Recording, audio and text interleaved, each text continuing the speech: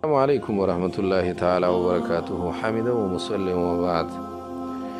یو محترم رور پوښتنه کړې ده چې یاره یو حدیث کې راځي چې کوم مقتدي د امام نه وړاندې سجدې ته ځي یا د امام نه وړاندې رکوع ته ځي یا د امام نه وړاندې راپاسي، نو قریبه ده چې الله تبارک وتعالی د سر د خره د سر په شانتې وګرځي. نو یو خدا ده چې دا حدیث درجه څه شی ده، صحیح دی او که نه. دویمه دا ده چې وایي داسې یو واقعه ده چې یو عالم و هغه په دې حدیث باندې تجربه وکړه چې ودرېږه دا رښتیا هم سړي نه دا سر نه د خره سر جوړېږي او که نه، او بیا ترې نه د خره سر جوړ شي، نو دا واقعه شته او که نه. جناب عالی اول خو به د دې حدیث خبره درته وکړو. دا چې کوم حدیث تاسو وایي دا خو صحیح حدیث دی، دا بخاری نقل کړی، مسلم نقل کړی، ترمیزی نقل کړی، ابو داود نقل کړی، سنن نسائی نقل کړی، ما ابن ماجه را نقل کړی، معجم الصغیر للطبرانی را نقل کړی، مسند حمیدی کې شته.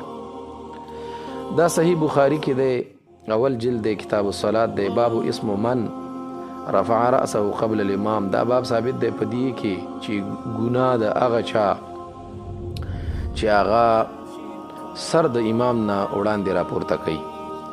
دا قرنګي دا صحیح مسلم روایت کړی، باب النهي عن سبق الامام برکوع او سجود او نحوهما.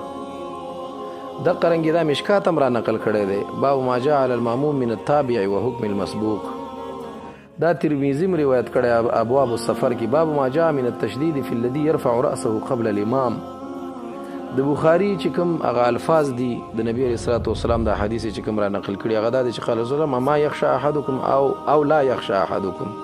نبی اسلام فرمایي تاسو کې یو کس ویریږي د دې خبرې نه او یا د دې نه ویریږي دا رفع رأسه قبل الامام، چې امام نه وړاندې خپل سر راوچت کی، ان یجعل الله رأسه رأس حمار، چې الله تبارک وتعالی به د سر د خره د سر په شانتې وګرځوي، او یجعل الله صورته صورت حمار، او یا دا چې دا شکل به ورته د الله تبارک وتعالی د خره په شکل جوړ کی. دا وګوره دا قرنګي صحیح مسلم روایت الفاظ بیا دا دي، اما یخشى الذي التخو یخشى احدکم د دې کې الذي ده، اما یخشى الذي يرفع رأسه قبل الامام ان يحول الله رأسه رأس حمار.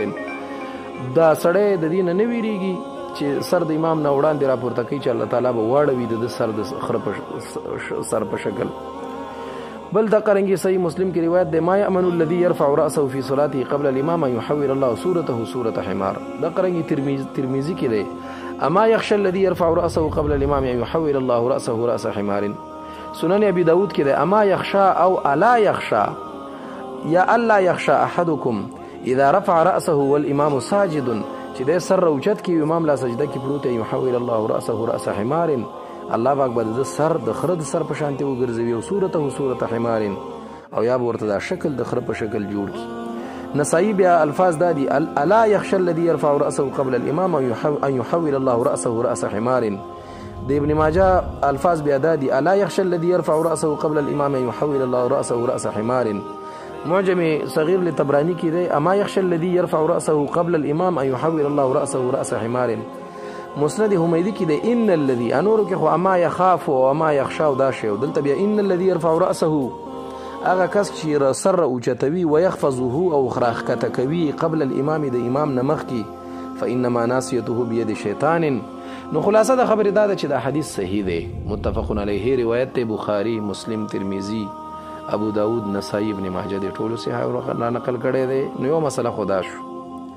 دویمه مسله دا چې عالم د په دې باندې تجربه کړي او سر یې رښتیا هم د خره په سر د خره د سر په شانتې جوړ شوی او دا مسله باقاعده طور سره مرقات را نقل کړي. مرقات مولا علی قاری رحمه الله لیکلی، دا د محققین و محدثین نه دی، دا داسې محدث نه دی، محققین محدثین، شوافی، حنابله او د احناف خو اسم د اصحاب الترجیح فی المذهب نه دی، حتی چې اهل حدیث نه دي وابیان چې ورته وایي هغه هم ګوره دا سړی مني وایي، دا ډېر د محققینو علماو نه دی. نو هغه په دویم جلد دی 283 نمبر صفحه دا باب مې درته وښود، باب ما جاء علی المأموم من التابع وحکم المسبوق. د مشکات کې باقاعده طور سره دا روایت دی، او دا خو د مشکات شرحه ده. نو د دې وجه نه ملا صاحب هغه دا قصه را نقل کړي. هغه وایي یو عالم و، هغه ویل چې یو چا ته لاړم ناشنا احادیث به درس کول، خو پرده به یې اچولې وه او په سوونو شاګردان به ورته ناست و. بیا یو ځل دا یو شاګرد ورته پاتې شو چې دا ټول شاګردان لاړل، وایي دور دل چې زه به ستا ګورم. هغه ویل ما ته نه شي کتی. خو بهرحال ډېر اوږدې قصې نه وروسته اخره کې وعده ترې نه ده واخیسته چې زه تر څو مړ شوی نه یم چاته به نه وایي. نو بیا چې کله وعدت هغه ورسره وکړه چې او د ستا د مرګ نه پس مې که بیا کیسه کړې به وي په ژوند یې نه کوم. نو ملا صاحب وایي ده ورته پردې نه سر راښکاره کړه، بلکل شکل هوبهو د خره په شانتې و. هغه حیران شو چې دومره عظیم محدث او دا کار وایي دا ولې؟ وایي دا مې په دې حدیث تجربه کوله، نو الله تبارک وتعالی راته دا سر د خره کړ. نو دا وګوره، نو دا قصه باقاعدت ورسره په مرقات المفاتیح چې دا شرح د مشکات المصابیح د ملا علي قاري لیکلي، بلکل دا واقعه پکې را نقل کړي. نور مې درته حواله درکړه. اللهم صل علی سیدنا و مولانا محمد.